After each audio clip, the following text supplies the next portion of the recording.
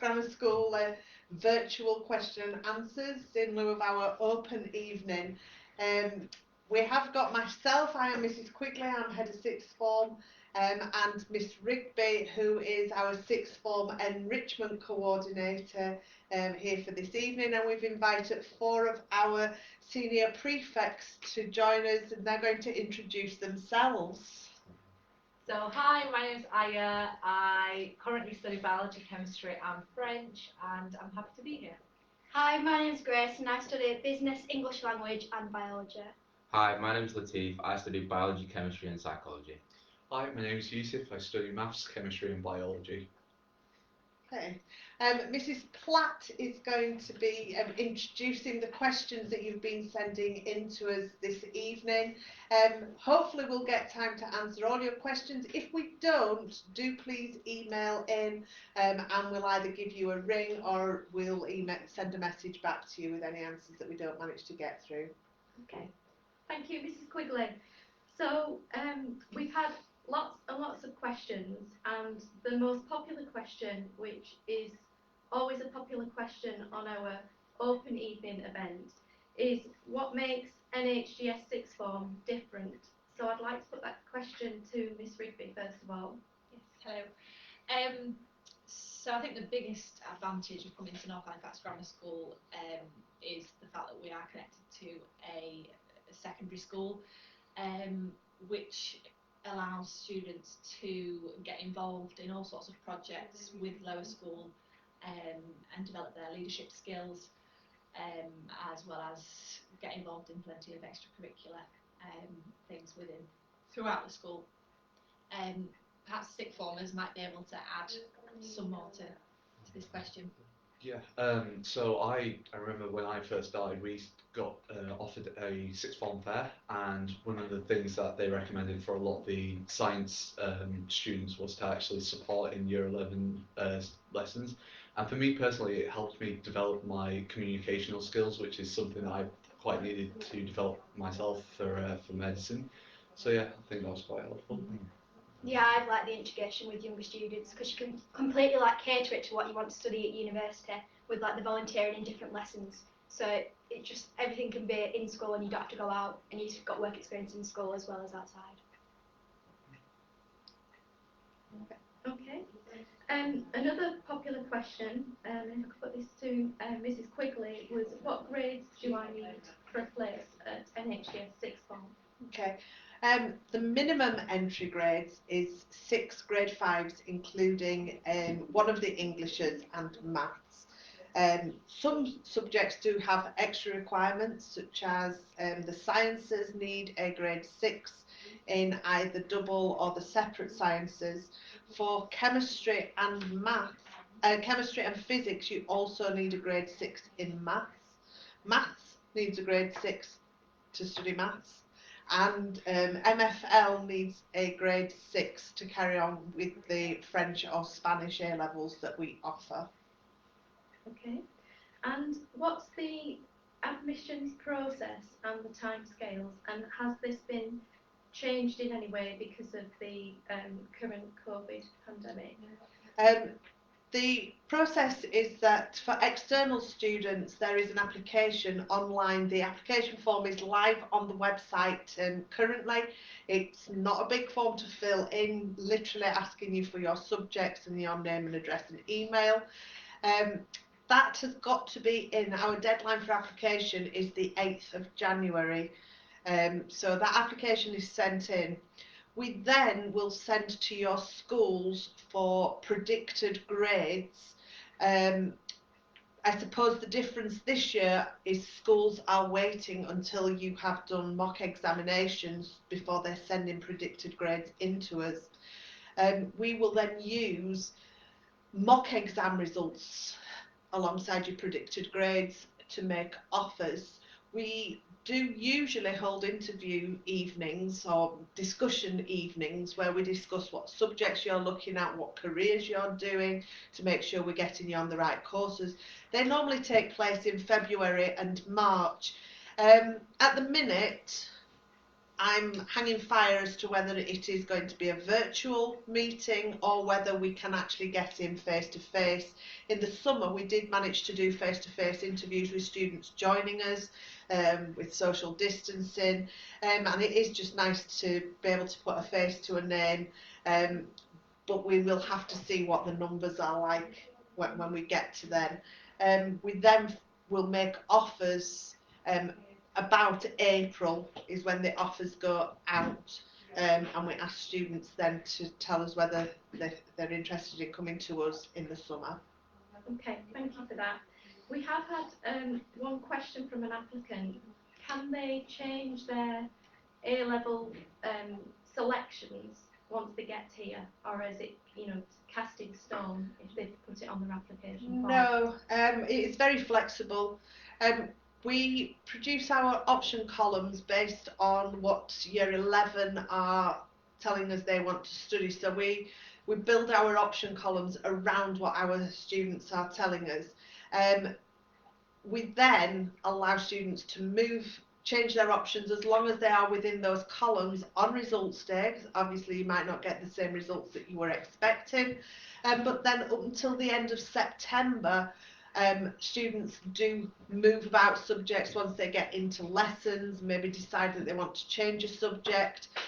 So there is a lot of flexibility, provided it fits in with the option columns, which are published quite early in the new year. Okay, thank you.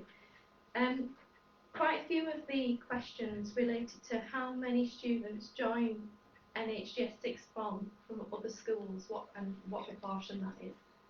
We have 180, about 180 each year, and 60 students in that 180 are new to school. So we're about 2/3 students coming through and 1/3 that are new to join us in the sixth form. It's quite a high proportion, and we do work hard to make sure those people are settled, and the fact that there is 60 people means that you're not joining completely by yourself. Some students come from schools where there's 4 or 5 people, some people just come from a school where they're the only one, and people integrate very, very quickly, and by the end of the summer of this year 12, probably I can't remember who was new and who has come through from NHGS, so it is quite nice to see everybody integrating together.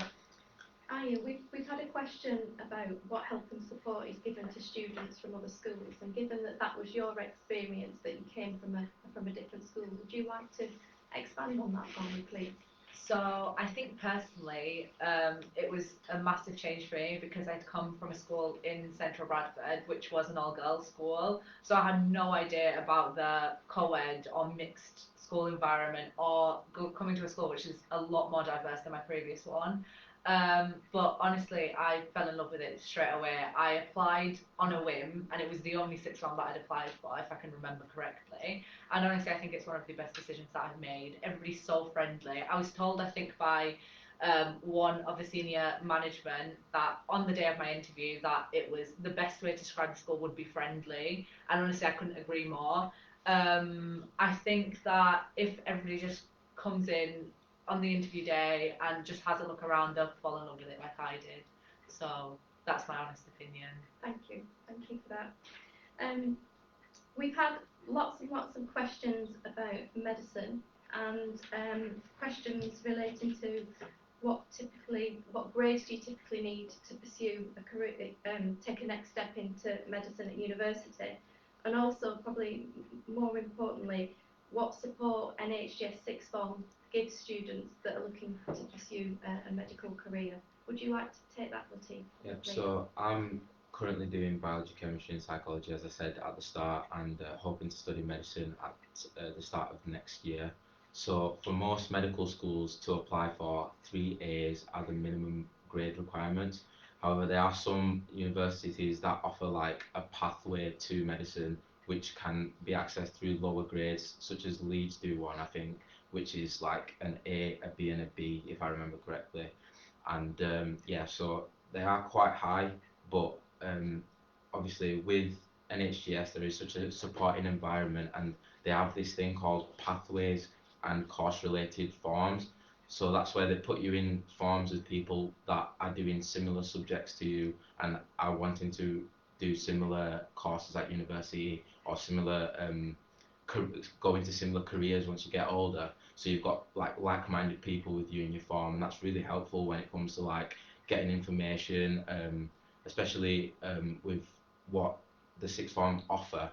You get more information that's relevant to you, and that's very, very helpful.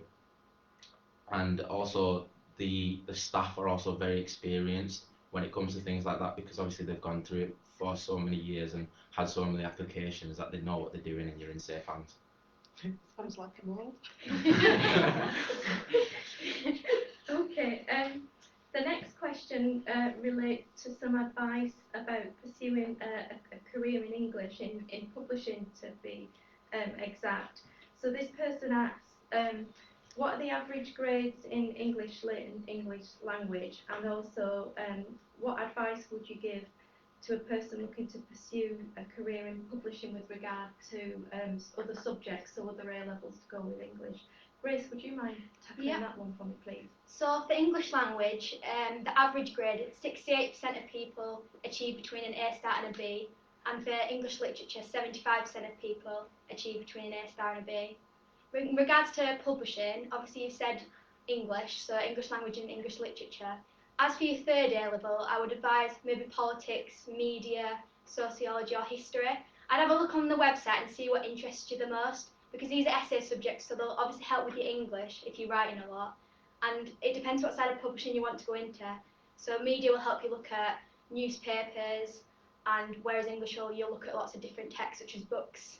So it really depends what side of publishing you want to go into. But with them subjects being focused around looking at lots of different texts, that's probably what I'd advise really.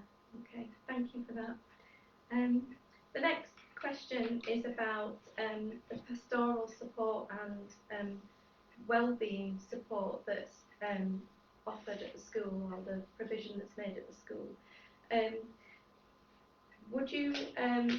Would you mind taking it, Yusuf? Would you mind answering that question for me? Yeah, so with pastoral support, we've got quite a lot going on with schools. So by that, I'm more referring to like non-academic support. So that's support with well-being and stuff like on that sense. So we're one of the few schools in the entirety of Calderdale to have an on-site counsellor, which I know for a lot of people, mental health is quite an issue that they struggle with, and having someone that they could actually speak to is quite helpful to have, especially when it's on site, on school, where you can pretty much see them at any point that you need to speak to them. In terms of other stuff, you get a lot of like support from the upper management. So by that I'm referring to people that look like Miss Quigley and Mr. Downing and Miss Pegg and Rigby, who just do an amazing job to just help you overall, like not just academically, but they just kind of check up on your well-being, make sure you're doing all right. If there's anything that's troubling you or concerning you,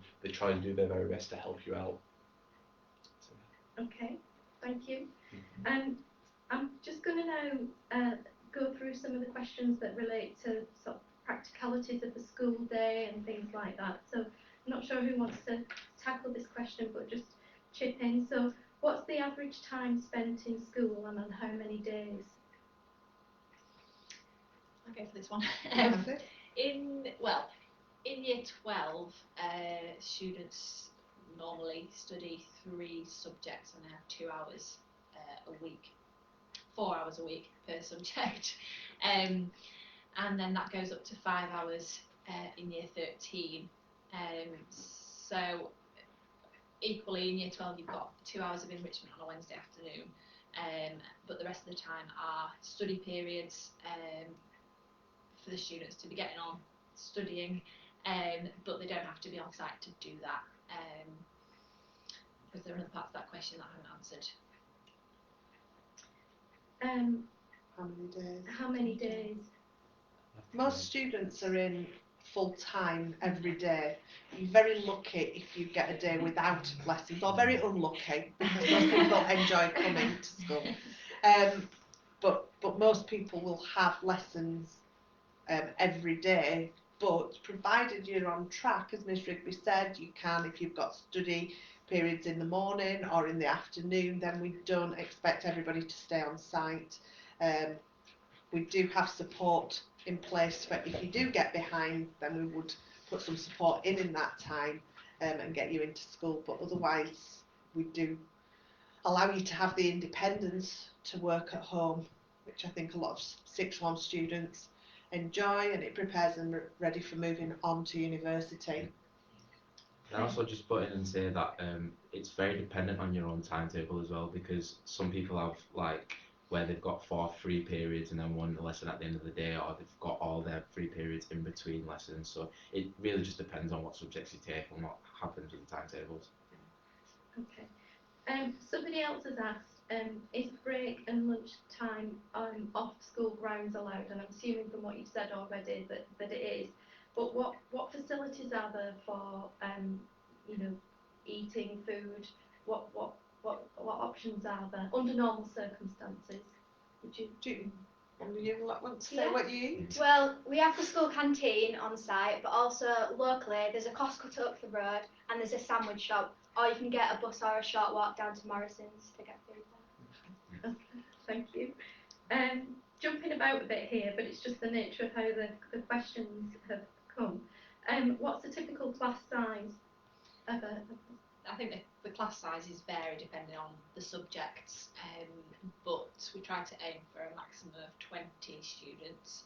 It does sometimes go over by a few, but relatively low numbers in classes for maximum progress and teacher-student time, so they are much smaller than they would be at GCSE, for example. Okay, all right. And a question that we've had relating to SEND support, and can you tell us about the support given to students that have dyslexia and dyscalculia? I don't know who wants to take that. I'll take that one. So personally, with me, I had an issue at the beginning of the year where I couldn't really use, I couldn't write a lot of for a lot of my subjects. So I had to actually look at getting a laptop sorted out for most of my lessons.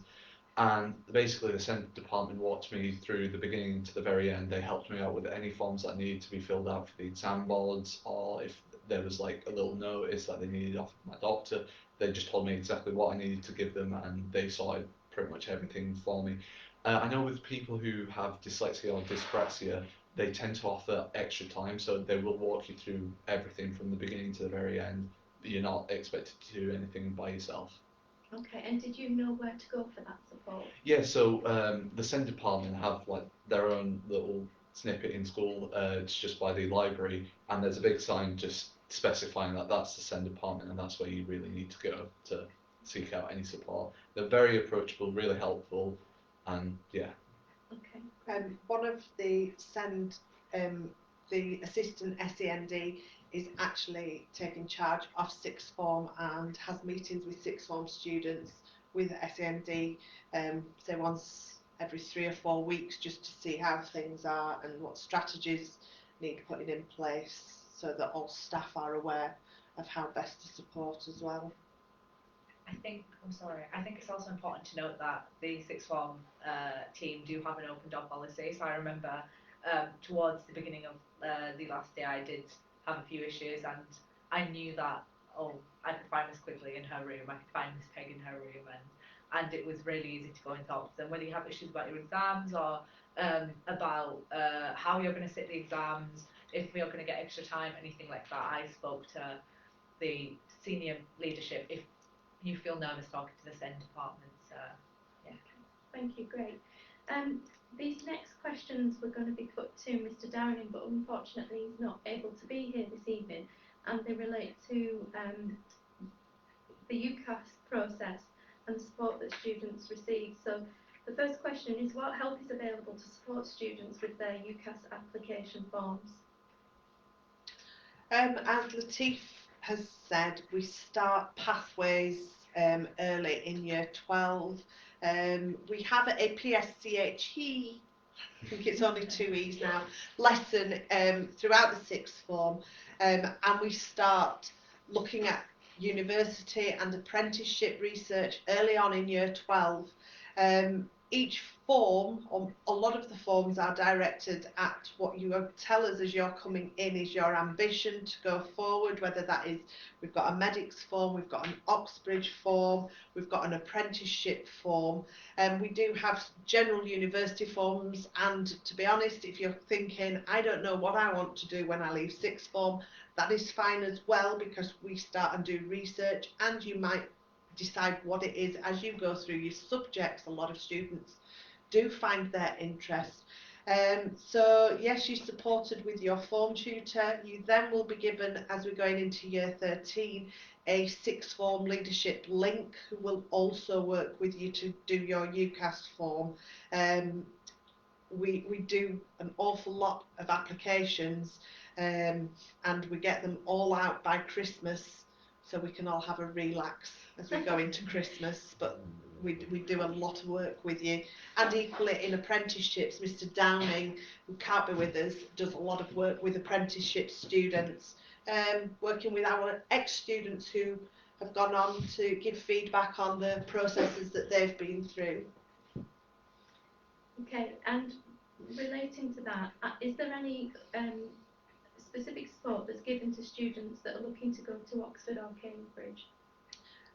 We do have a form that we call it the Oxbridge form. It is for students who are coming into us with sort of like the grades 8s and 9s that they're looking for at Oxford and Cambridge, and we work closely with Oxford and Cambridge admissions tutors who deliver sessions that Miss Rigby organises. So throughout that year 12, the prep is put in for students who want to apply. Okay, and then another one for the panel, for the student panel. What's it like getting here? What's transport options like? I'll take that one, because I live in Bradford, so usually I have to get 2 buses to get to school, and especially coming from town, usually you'll see a lot of people that come to NHGS at the bus stop that you need to be at, and there's literally 3 buses that come down towards this way, and they all come within 5 to 10 minutes of each other, so there's not really it's not very difficult once you get into town, but for some people it is the fact of getting into Halifax town that might be a bit of a problem. Okay. I also live in Bradford, and if you live in Bradford or Keighley, they've opened up a new bus route which is really easy to get into school. Also, the school do offer their own school bus routes, which can be really helpful because it's a single bus and it'll take you right to school. So I wouldn't worry much about trying to get in. Yeah, I'm on a school bus, so we pay like yearly or monthly.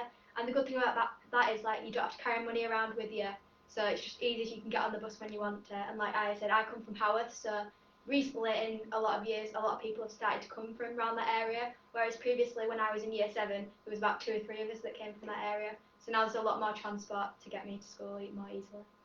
Okay, thank you. We've just had a question come in. What subjects would support a history A level with a view to going into archaeology? I don't know if we've got any historians in the room, but can anybody tackle that question? I suppose if you're going into history, the history side of it is covered there. They will accept any other subjects going into history, whether it's another essay-based subject, politics, sociology, really you can choose. I don't think it's that fussy.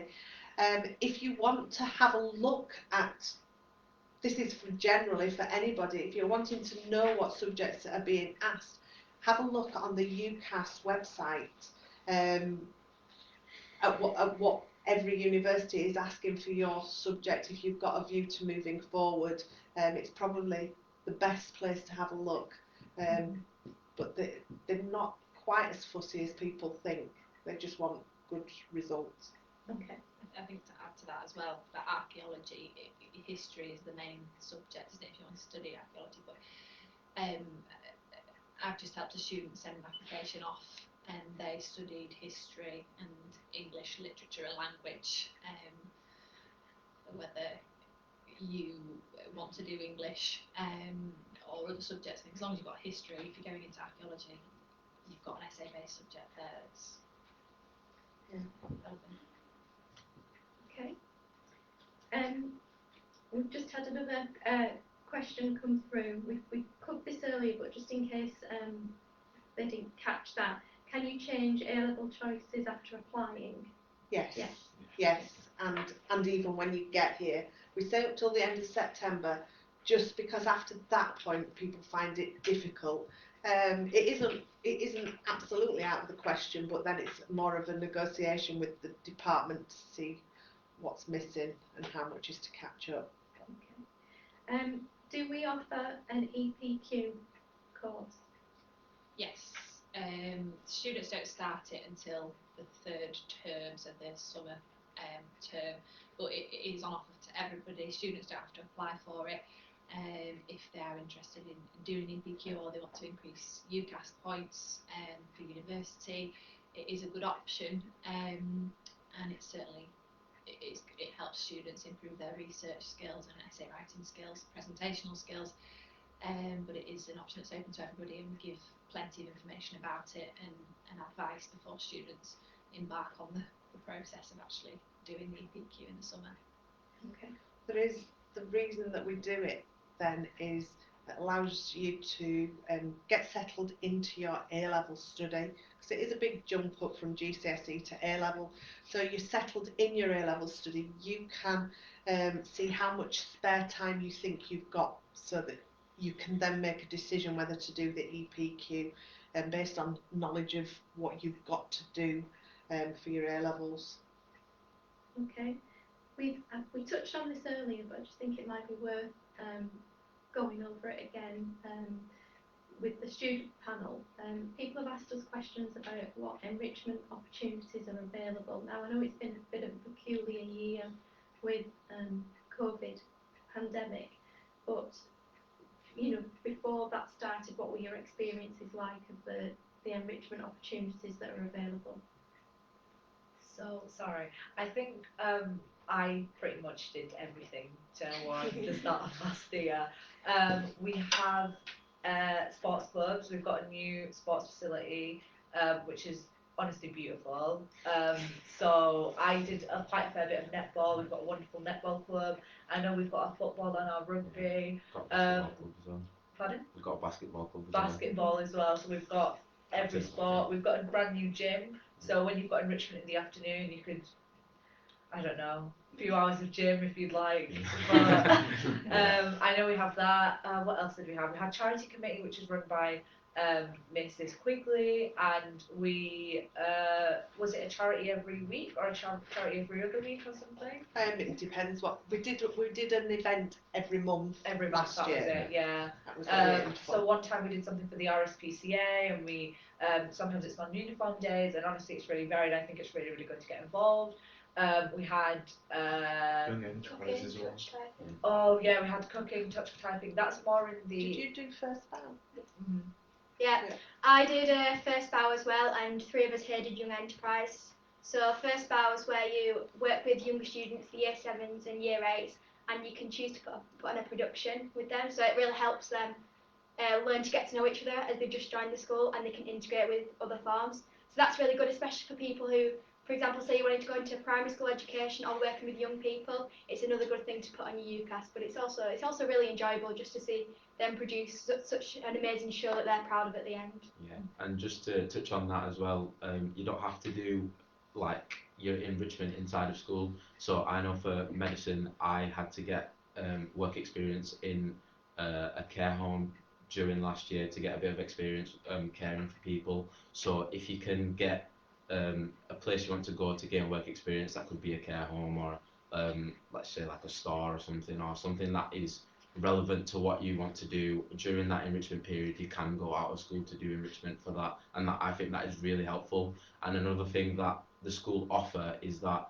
there are a few primary schools around our local area which you can do work experience with, again for people who might want to go into education and teaching and things like that, and that can give you really good skills as well. So, I'm sorry, something that Grace did mention was the Young Enterprise team, and that was a team of about 12 of us, Yeah, maybe, 12 about of us. 12 of us. And it's a team of individuals wanting to do business, wanting to do economics, wanting to do anything really.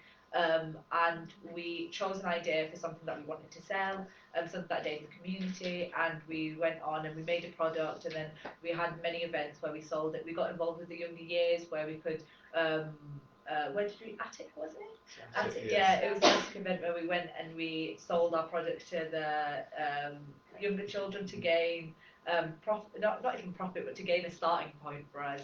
And honestly, that was really, really interesting because I made quite a few friends from that group as well. And me, who I just tried to get involved as much as possible to try and get as many friends, make as many friends. So Yeah, the skills from that as well, particularly Young Enterprise, are good for employees and people who want to go and do an apprenticeships. It's something you can talk about in interviews. We found that because you do a lot of pitching, and a lot of it was online this year, so we had to pitch our video online. But it's just all the skills you get from Young Enterprise we really liked. Some of us also did first aid, didn't we? Oh, yeah. yes. There's a first aid course that day Yeah. after, First aid. but We they had still do it. we had men's society as well. We had Men's medical Soc, society yeah. where the year 13s would get involved with the year 12s by they ran a society once a week. And they do different presentations for topics that we find interesting in medicine, how to apply to medicine, university, the UCAT and BMAT admissions test. They covered everything, to be honest, and we felt much more secure knowing that that the year above had gone through it before us and they knew what they were doing. So yeah, that was really good as well. And has that helped, having that those experiences, has that helped when you come to write your personal statements for your UCAS process? Yeah, it makes you go so over on words, can't it? yeah. Yeah. It's also helpful to get a lot of experience in different areas, not just because it's quite difficult, especially for medicine, to get work experience in that specific field. So even if you could just get somewhere in retail or somewhere like doing something, speaking to people, or skills that are transferable into a career, it is very good, especially when it comes to writing your personal statement. I think without it, I don't think I'd have anything to write. Yeah, in without my without personal enrichment, statement. it would be very, very difficult. Yeah, so I'm very grateful for the extracurriculars and the enrichment. Okay. I do think that it's worth mentioning the music department Oh, as yeah. well, because we haven't really mentioned the music Yeah. department. They do And like choir and stuff. Yeah, I There do is, that yeah. as well. lots of choir, string groups. Music in school music lessons. Yeah. We've got Yeah. the music show, haven't we, We as have the well? end of term Yeah. show, the Rock December choir. one. rock choir. There's Horror lots of parade. music going on, and we are world champion rocketeers. Yeah, we are. Oh, yeah. World champion rocketeers. Yeah. So I think as well, there's not a lot I can add to that. Thank you for going through that in so much detail. But just the sort of how it works for the year 12s. I mentioned before, but every Wednesday there's 2 hours on the year 12 timetable to do enrichment activities, and it's the core enrichment that we sort of run on a Wednesday afternoon. But as well, like Latif mentioned, the work experience element is absolutely valuable to students, and we encourage them to gain independence and find work experience where possible, alongside running all sorts of other activities that the students have gone through. And then there's all the optional things. Again, I don't really think I can add to much more. Duke of Edinburgh is something as well. TEFL. Mentioned the TEFL course, teaching English as a foreign language, debating. debating, Yeah, sign language. sign Yeah, language. language, Yeah, yeah. there's a lot out there for students. And when we're going through the UCAS process, the things that come up on the personal statements, it's just phenomenal when you read the personal statements in year 13. The amount of things that our students get involved in is really impressive. So, Okay. Thank you. And all that information is available in the prospectus It's in the prospectus, yeah, on and on the website. the website. Yeah. Okay. How many A levels do students take? The vast majority take 3 A levels. It matches with what the universities are asking. There are some students who do study 4 A levels, particularly students who are taking further maths tend to start with a 4th A level.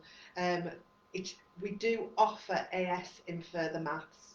So some students might start doing 4 and decide that at the end of year 12 they want to just go down to 3, but they want to sit an AS in the further maths.